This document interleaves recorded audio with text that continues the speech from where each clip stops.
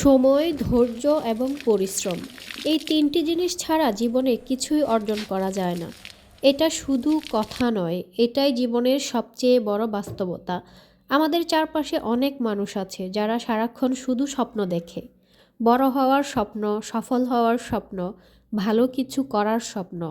কিন্তু সমস্যা একটাই, তারা স্বপ্ন দেখে কিন্তু কাজ করে না। আর কাজ না করে শেষে দোষ দেয় ভাগ্যকে। কিন্তু একটু ভেবে দেখুন, আপনার লক্ষ্য যদি হয় বড়, তাহলে আপনার পরিশ্রমও তো বড় হবে। শুধু বসে বসে ভাবলে, চিন্তা করলে, পরিকল্পনা করলে কিছুই বদলায় না।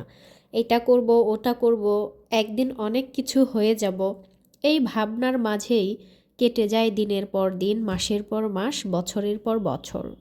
বাস্তবতা হলো চিন্তার চেয়ে বেশি কাজ করতে হবে, না হলে জীবনে পরিবর্তন আসবে না। প্রায়ই বলি কাল থেকে শুরু করব, পরশু থেকে শুরু করব, আর একটু সময় নিলে ভালোভাবে শুরু করা যাবে।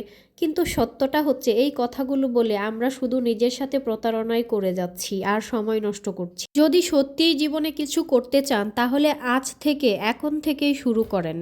পারফেক্ট হওয়ার জন্য অপেক্ষা করবেন না, শুরু করুন। পারফেক্ট আপনি নিজেই হয়ে যাবেন। মনে রাখবেন, শুরুটা হয়তো ছোট হবে, রেজাল্ট হয়তো সাথে সাথে আসবে না, কিন্তু বিশ্বাস রাখুন, 2 দিন, 2 সপ্তাহ, 2 মাস আপনি অবশ্যই পরিবর্তন দেখতে পারবেন, এক সময় না এক সময়। প্রতিদিন অল্প অল্প পরিশ্রম, প্রতিদিন এক ধাপ এগিয়ে যাওয়াই একদিন আপনাকে আপনার স্বপ্নের জায়গায় পৌঁছে দেবে।